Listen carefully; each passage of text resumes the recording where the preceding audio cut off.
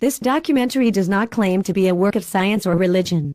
However, in order to understand the now widely accepted notion that aliens created humans as opposed to the more traditionally held view that we were all created by the God of established religion, an intense look at science, religion, history, and a host of other studies must be undertaken. Accordingly, this documentary begins with a brief lesson in paleoanthropology.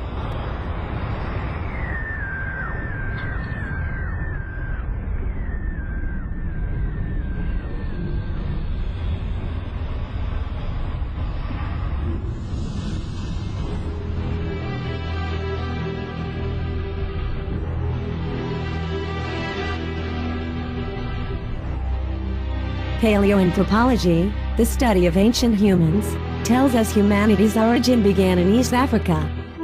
No scientific studies dispute this claim. Paleoanthropology claims modern humans, that is today's human family, are not direct descendants of gorillas, orangutans, and chimpanzees, as many are led to believe. But rather, it teaches, we modern humans are direct descendants of the pre-human community termed homo ergaster, also called homo erectus.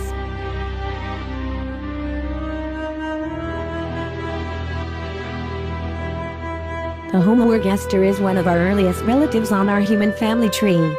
Not fully like modern humans, the homo ergaster families were our grandparents.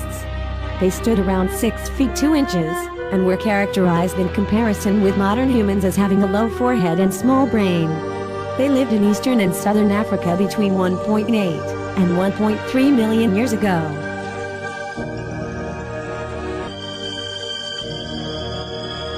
The pre-human families to evolve from Homo ergaster were the Homo heidelburgenesis, also called Heidelberg man.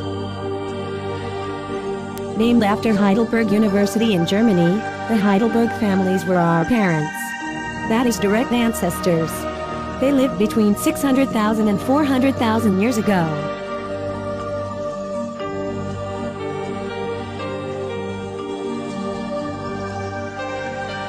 The interesting thing about our parents, the Heidelberg families, is this. They did not only bring forth the modern human race, which is us, but they are also the parents, that is direct ancestors, of another human family. A mysterious human family known as Neanderthals. This is very interesting because of the mysteries and many questions that surround our brothers and sisters, the Neanderthals. The biggest questions may be why, and how, they became extinct 30,000 years ago.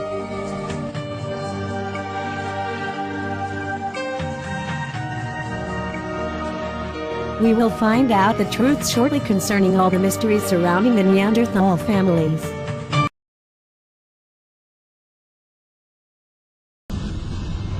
Our older brothers and sisters, the Neanderthals, were birthed around 350,000 years ago.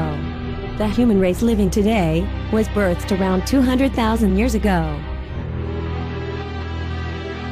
Concerning the evolutionary birth of the modern human family, the world of anthropology considers it an excellent evolutionary leap from our parents' Heidelberg man.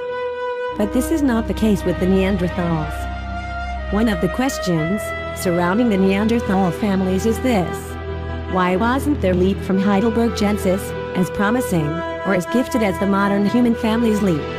For evolution is defined as a going from the basic or simple to the complex or advanced. The Neanderthals had a long and successful evolutionary history.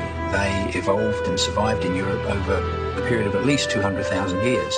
But in that time they also developed their own special features, and these occurred through the skeleton, but in particular they concentrated in the face. The face is dominated by the nose, very large and projecting nose, and the whole middle of the face is pulled forwards, taking with it the teeth as well.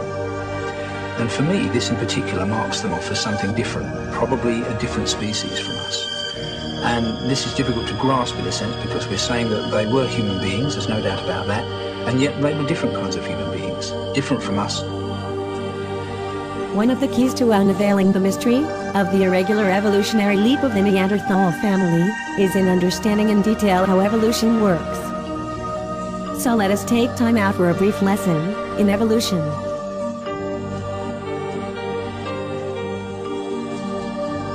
You have skulls like this turning up now, and this is what they were calling Homo habilis. largish brained, still got a flat big face, and probably ancestral to Homo erectus, which turns up in Africa at about 1.8 million years. This then is the ancestor to Homo sapiens. This persists for almost 1 million years, this condition, and then it gives way to something with an even larger brain, things that are much more like ourselves, these whopping great vaults. The brain has really expanded. It's much more like a modern human brain in terms of size and in terms of shape. And by the time you get to this, all of these others have disappeared from the fossil record. So there's all the major steps in the human story are in fact told in Africa. There is an old saying, rules are made to be broken. We observe the laws of nature as something concrete and unchanging. But there are truly no laws in nature, only habits. It is as Ben Stewart once said, the illusion of a fixed law is the result of there being no reason for that habit to be broken.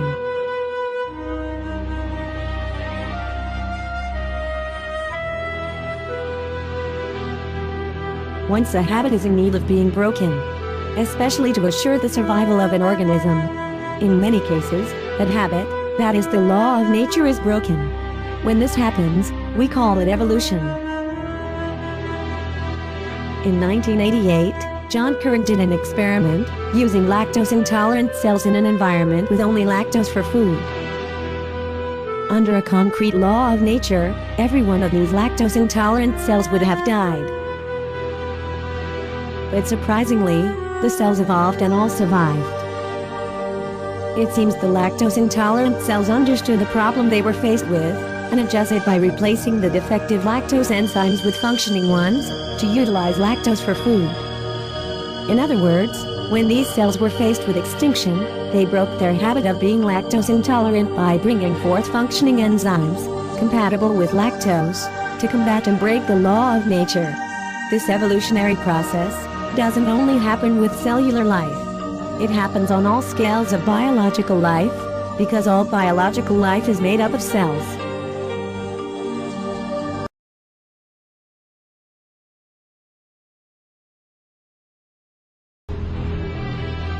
Evolution is propelled by what is termed in science as morphogenesis. Morphogenesis is a biological process that causes all the organisms on the planet to develop their shapes. When we think of an organism, we tend to think of it on a small scale. Cellular life, DNA, etc. But we should distinguish organisms, not on size, but function. An organism is any contiguous living system, and could vary from fungus to cells, plants, and even animals.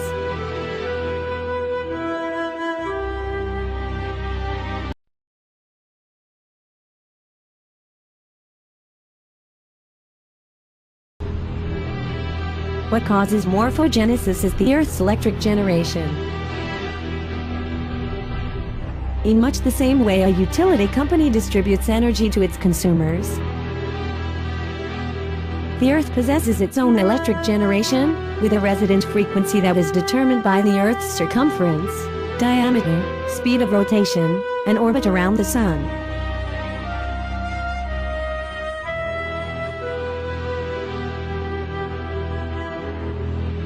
The listener should understand, just as it is the Earth's electric generation that causes your iPhone, television, and laptop to function, it is this same force generated by the Earth, along with mitochondria turbines, inside of your trillions upon trillions of cells that causes you to function as a human being. That is walk, talk, grow, and think.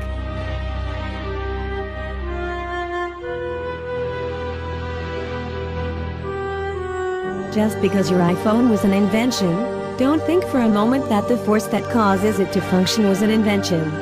On the contrary, electricity was a discovery, not an invention. Electricity is defined as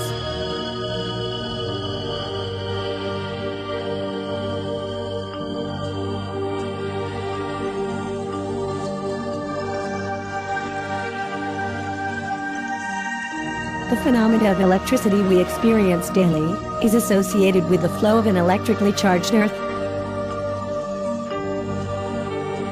Just as you see the effects of the Earth's electric generation through your functioning iPhone, the effects of the Earth's electric generation can be naturally seen in things like static electricity, lightning, and electric currents. We now know, thousands of years ago, the ancient Egyptians were well aware of the Earth's electric generation through Earth's living creatures.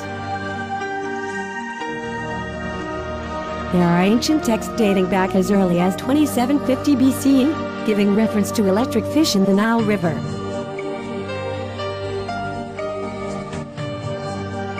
The ancient Egyptians named those fish the thunder of the Nile.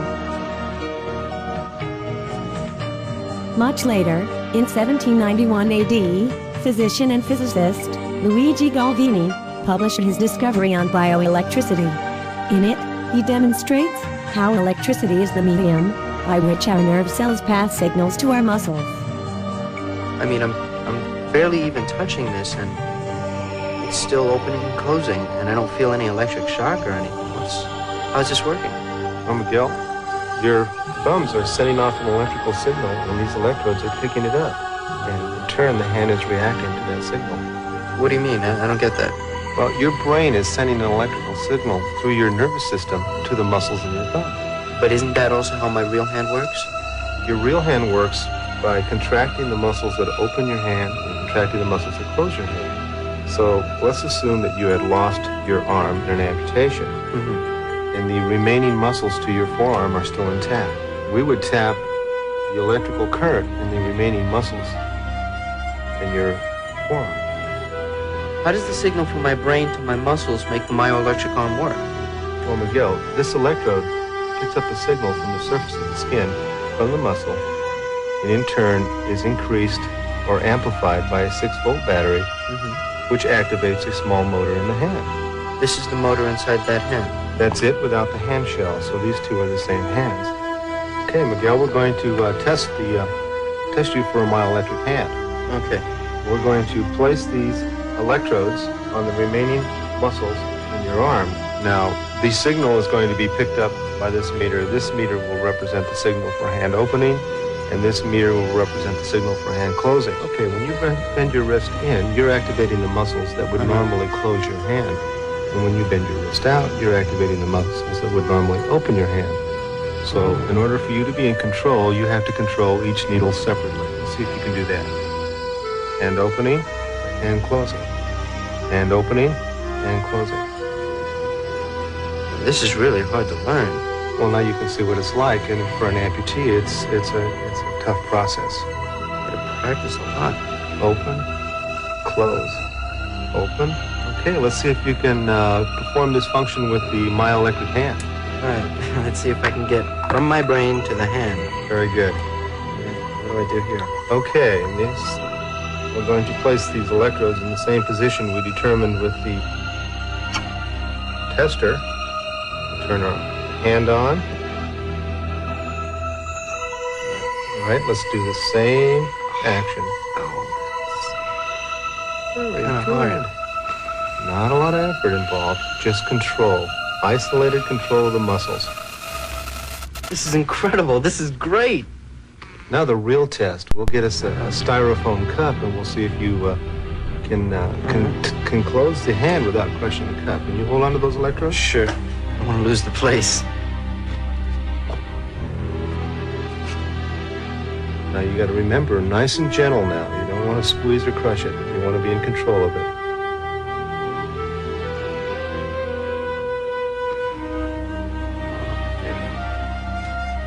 Yeah, this is nice. Yeah, you've had good control of it. You're gently holding a styrofoam cup. Excellent. All right. Now why don't you just go ahead and give it the rest of the power. Go ahead, give it up. Over the last 150 years, many great men like Nikola Tesla, Galileo Ferreris, and Thomas Edison learned to harness the Earth's electric generation. This brought about a multitude of inventions.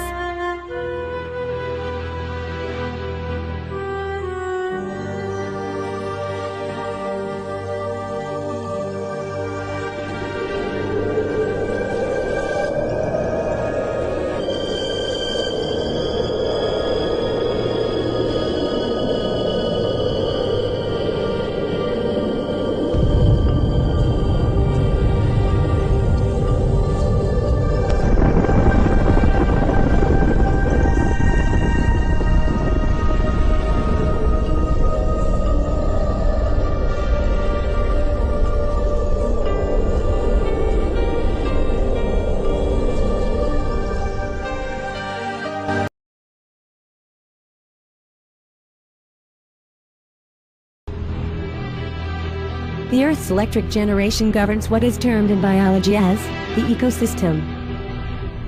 The ecosystem is the community of all living organisms on Earth. That is, microbes, plants, insects, and animals, working in conjunction with the non-living components of their environment, air, water, mineral soil, and etc. Interacting as a system working together. All living organisms on Earth, including humans, are linked together through the Earth's electric generation. This generation results in an electromagnetic field that envelopes the outer core of the entire Earth.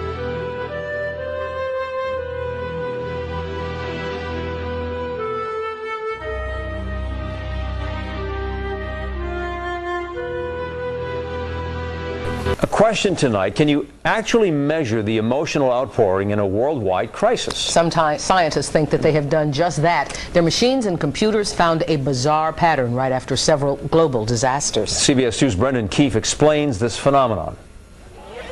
September 11th deeply affected people far beyond New York and Washington. The attack sent shockwaves around the world, a global reaction that triggered a spike in a network of scientific instruments, just like a seismograph during an earthquake.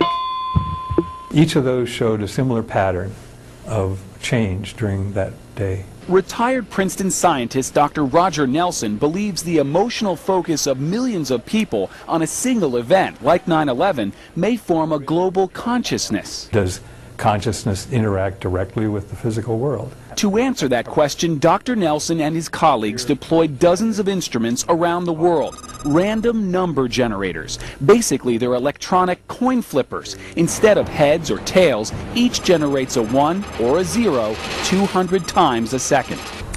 If you flip a coin 100 times, you'd expect a result of about 50-50, 50 heads and 50 tails.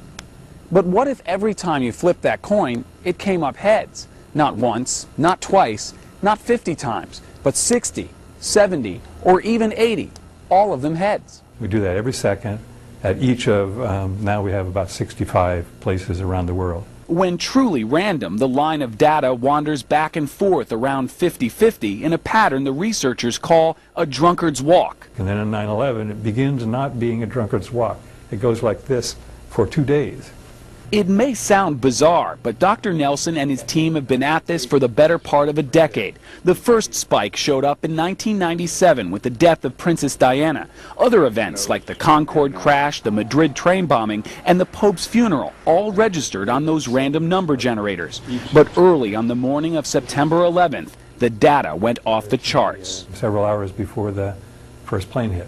We don't know how to explain that. The chance is like 1 in a million or 1 in some really large number. How does it work, and what does it all mean? Even the scientists don't know. The implications go beyond science into philosophy and religion. All we know is this: at this very moment, around the globe, the random number generators keep flipping those virtual coins, waiting to record our collective reaction to the next major world event. How does the electrical field work in biological life? Frequencies are picked up from the Earth's electric generation by plant life through what is termed flora. The same frequencies are picked up by animal life through what is termed fauna.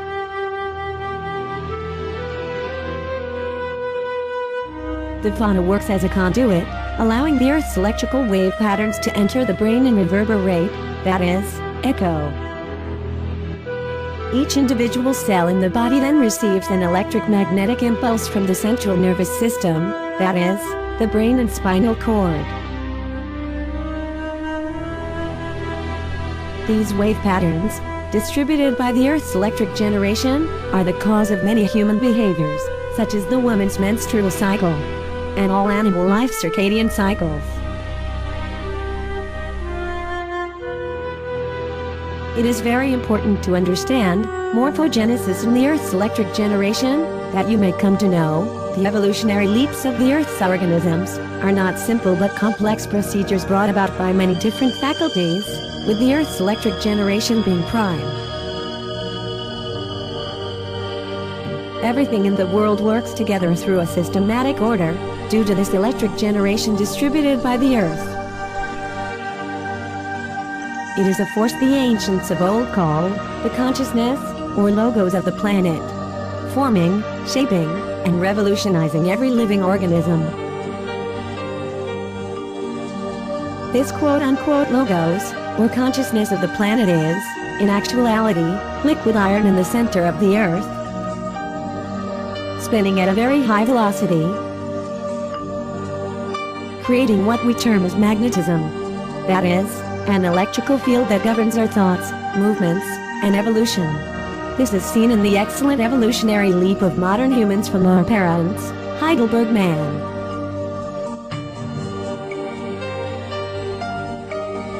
In much the same way, in every 7 to 10 years, the average American buys a new car, a car more comfortable, and technically better equipped to handle the road in a changing world. So it is with evolution through the Earth's electric generation. The Earth provides all of its living organisms with suitable equipment and maintenance to keep up with a changing world. But this makes one wonder what happened with our brothers and sisters, the Neanderthals. Why was our evolutionary leap from our parents so high-tech, and theirs so dramatically flawed?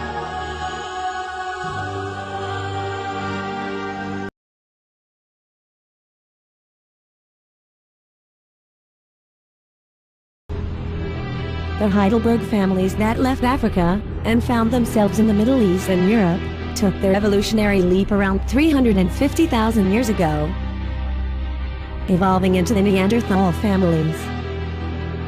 The Heidelberg families that stayed in Africa took their evolutionary leap around 200,000 years ago, evolving into the modern human families. That is everyone living today. There is a 150,000-year gap between the two evolutionary leaps. Maybe the timing had something to do with the dramatic differences in the two families that were birthed by heidelburgenesis. But if timing is a factor, one would still have to wonder why the two families were birthed and evolved on two separate occasions. As mentioned earlier, the leap into the modern human family is considered by science as a leap of excellence, because our bodies seem to be made for the world around us. What is termed in mathematics as the golden ratio, a mathematical equation that can be observed throughout nature. This same ratio is found literally from head to toe in the ideal modern human body form. In the face, arms, legs, hands, toes, teeth, bronchial tubes, and even in the measuring of DNA, is this golden ratio found in humans living today.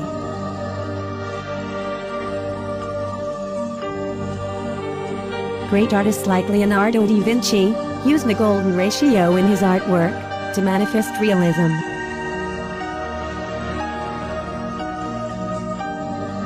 Also, the human body, proportioned according to the golden ratio, is taken in the basis of a book titled Neufert, Architect's Data. Probably the most important reference book to modern architects.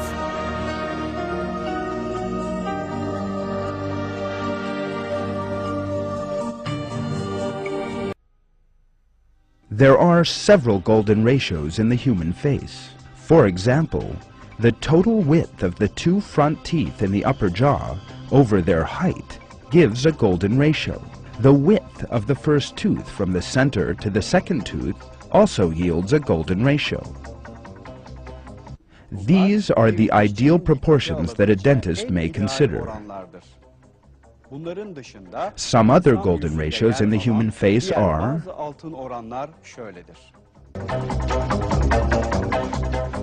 the length of face over the width of face,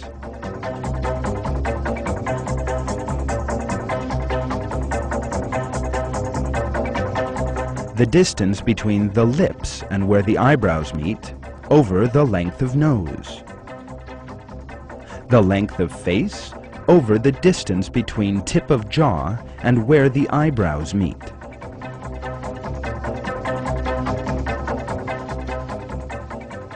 the length of mouth over the width of nose.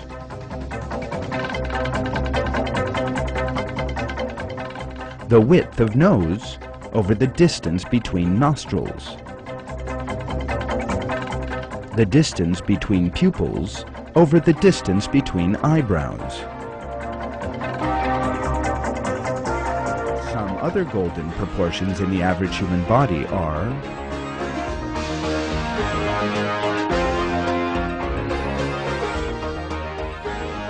the distance between the fingertip and the elbow, the distance between the wrist and the elbow.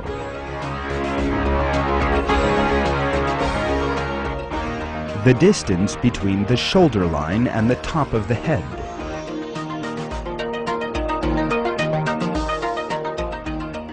The distance between the navel and the top of the head. The distance between the shoulder line and the top of the head.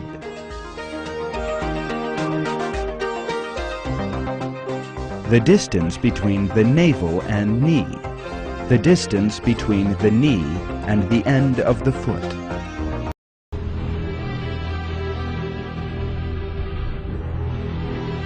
Amazingly, this quote-unquote sacred ratio is not found in the assembling of Neanderthal fossils. The leap into the Neanderthal family is viewed by anthropology as a complete disaster. Their flawed leap probably helped lead to their extinction some 30,000 years ago. Although their leap had advanced, in some ways beyond their predecessors or parents, as these evolution leaps supposed to demonstrate, the Neanderthal families didn't seem to be built ready for the world ahead, as the modern human family was. Their legs were too short for running fast, a characteristic that should have genetically evolved well, as it evolved extremely well in the modern human leap. The Neanderthals ran slower than their predecessors. Also, their chest was extremely wide, as if they were built for strength, that is hard labor, while at the same time, they possessed a small pelvis. These characteristics are considered character defects in comparison with modern humans. In other words, the evolution leap of the Neanderthals from their parents is not consistent with good evolution. Although the Neanderthals' brain was bigger than their predecessors, that is around the same size as modern humans, we can learn from Neanderthals that size doesn't always matter. Their thinking capabilities, as far as tool making is concerned, was not very promising. During the Neanderthals' first 250,000 years of existence, the modern human family had matched their tool making techniques in less than 50,000 years. Then, modern humans advanced far beyond them in the next 50,000 years of coexisting on the planet with the Neanderthals.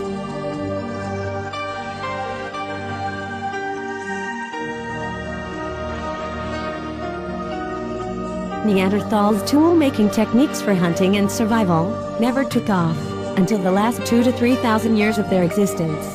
This is when they coexisted in Europe with a certain sect of modern humans known to us in history as Cro-Magnon man.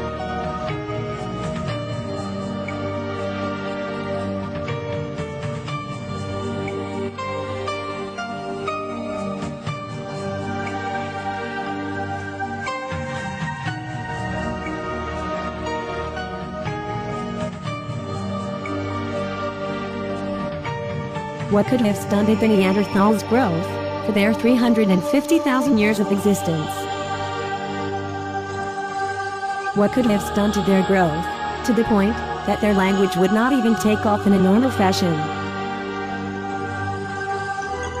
To solve these mysteries surrounding the Neanderthal families, all one would have to do is to look into what is considered by some a branch of science termed pseudoscience, which speaks of ancient alien astronauts that visited the Earth in prehistoric times. When linking anthropology with pseudoscience, many mysterious questions are soundly answered. Bloodprints of the Gods. The Human Bloodline of the Anunnaki. Watch the continuation and see how the Neanderthals' alien bloodline became the sacred bloodline of the ancient Sumerians. Find out how this same bloodline has been ruling the world since the days of ancient Babylon and the Egyptian Hyksos pharaohs. see how the bloodline reigned over Greece, and how it reigns today through the crown of the British monarch. The author takes the reader on a journey through history, beginning hundreds of thousands of years ago, and ending in the present, 2013, where the bloodline conspired to control the entire world. Bloodprints of the Gods details discussions ranging from archaeological discoveries to genetic testing. From the ancient Amarna letters, to anatomy observation, to historian quotes from Josephus, Manetho, and more. Get the paperback, ebook, or DVD from Barnes & Noble, or the author's website, howardwestbooks.com.